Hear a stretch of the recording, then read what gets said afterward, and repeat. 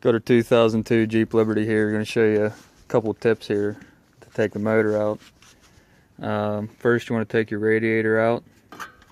This is AC shit here. Radiator's already out. We already did it. It's just, you got a 10mm bolt here, 10mm bolt here, and what holds the bottom is just two legs that stick off the radiator that goes in these holes, core support.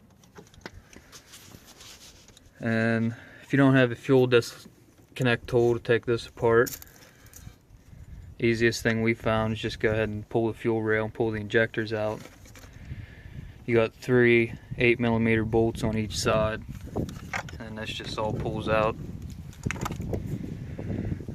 If your AC worked good in your vehicle, we're just replacing this motor altogether with a different one, so we just went ahead.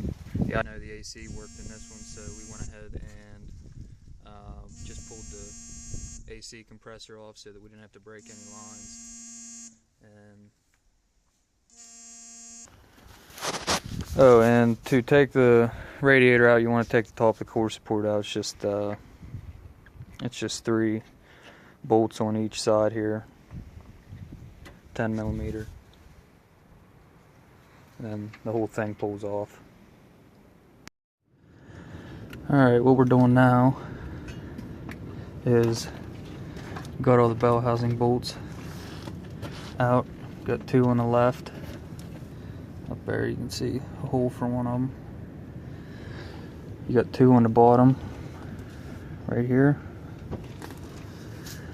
and you got 2 on the right. And I'm in the process of taking the starter out. You got 2 other bell housing bolts on top. You got a cover. Get your torque converter bolts out. This cover fits up in there. You got 2 bolts there, 2 bolts there, and then this just slides right down out. And you just want to get a ratchet out on your crank pulley or something to turn the motor over so you can get each torque converter bolt out. It's right here. And you can see another one there. I believe there's 5 in it altogether. Then you got a motor mount right up here. All you got to do is just loosen that up. There's a groove that it sits in. Once you get that loosened up, and then when you pull the motor, it'll just come right up out of there. You don't have to take the bolt completely out. Now we're in the process. I got to get the starter out of here so that we can get to that one up there.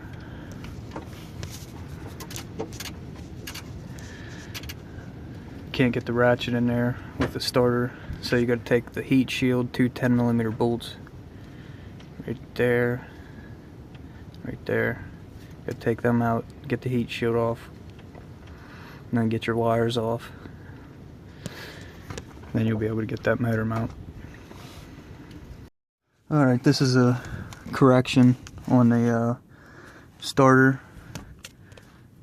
You actually have a third 10mm bolt holding that heat shield on the starter up here at the top.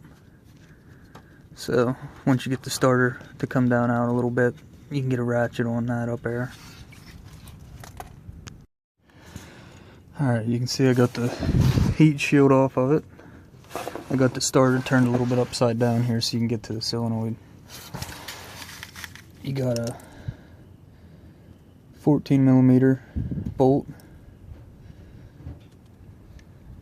You got an 8. Get them 2 off, and then we'll be able to get it down out of here. Hopefully we can clear the drive shaft.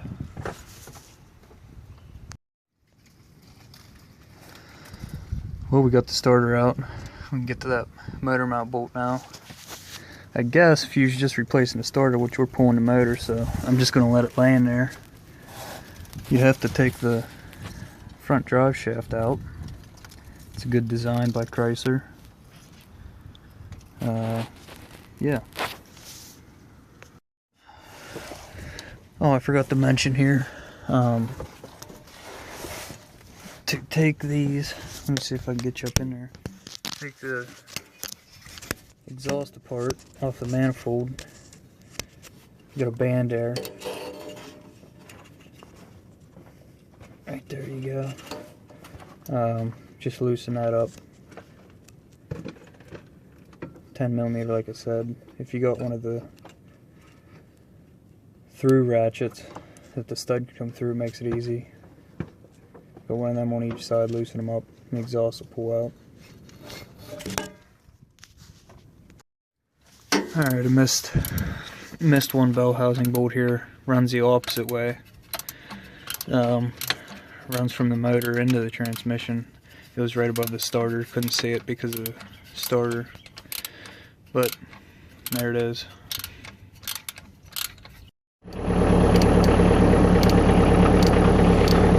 Here's the 15mm ground wire up underneath the motor. We had to pull it up out of the bay here so that we could reach it.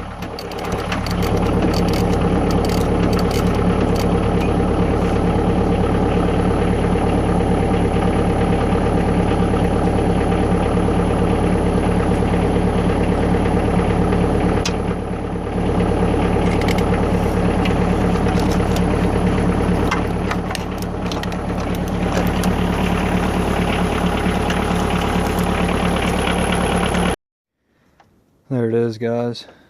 It's all out of there. I didn't follow anything step by step. You got most of your plugs and stuff like that. You can pretty much find all them, all your hoses that need to come off. Sorry if I missed anything there. I kind of just tried to make the video for the hard spots, the problems you just need to expect to run into if you're pulling a motor out of one of these. Alright, thanks guys.